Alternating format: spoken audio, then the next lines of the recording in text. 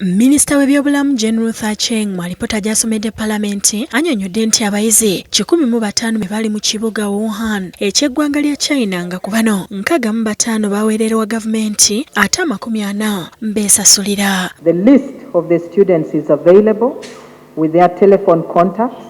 65 are non-government-sponsored students, while 40 are on private sponsorship. Agambye nti ekitebe kya Uganda mu China kyakwataganye dda nabo okumanya embeera gye balimu era nti bonna tekuli yakwatiddwa bulwadde bwa coronavirus. The Ministry of Foreign Affairs also has contacts of the next of kin of these students. No Ugandan student in Wuhan has yet contracted the disease. Minisita Aceng annyonnyodde nti ambasada wa China mu Uganda yabuulira gavumenti ng'abayizi bano bwe bakuumibwa obulungi. We got a reassurance that the Chinese government will do all it takes to ensure that the Ugandan students are well taken care of.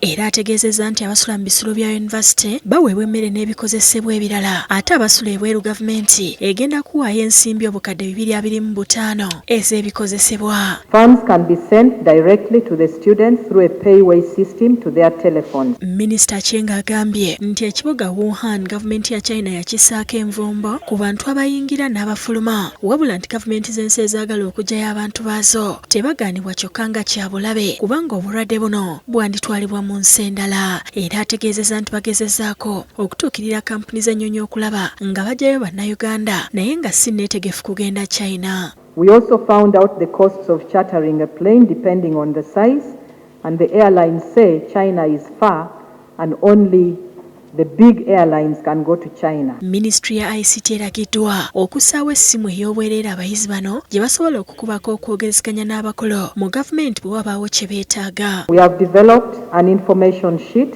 that is distributed to travelers with telephone numbers of surveillance officers to contact.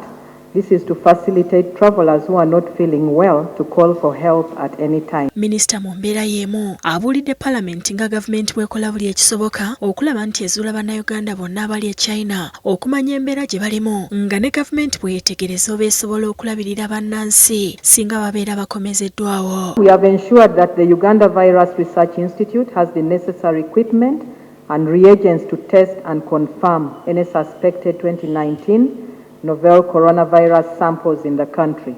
This will enable early case detection, containment and management of the disease. Agumizza nti coronavirus tannatuuka mu Uganda kyokka nti ministry yeetaaga obuwumbi 25 kuziyiza obulwadde buno. The Ministry of Health developed a comprehensive response plan amounting to Uganda shillings 25.7 billion for a period of 3 months.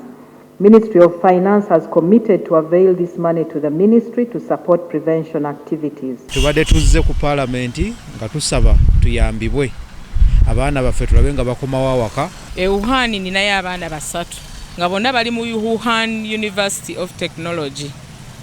Omulanga gwe tukubira gavumenti yaffe gwakulaba nga etuyambako okuleeta abaana tusobola obbasasula eba batugambye okusasula. Nze ndowooza twalibadde tumanaginga bannayuganda abali ebweru eri ne tubaweereza ebikola byonna, tubaweereza ensimbi sobola okuziyiza akabaate akayinza okugwawo singa tubaleeta wano ate nga tetuli sure nti bonna balamu bulungi. Obed Lutale yakusakidde eggulire lino ku Lwabukedde TV. To be present today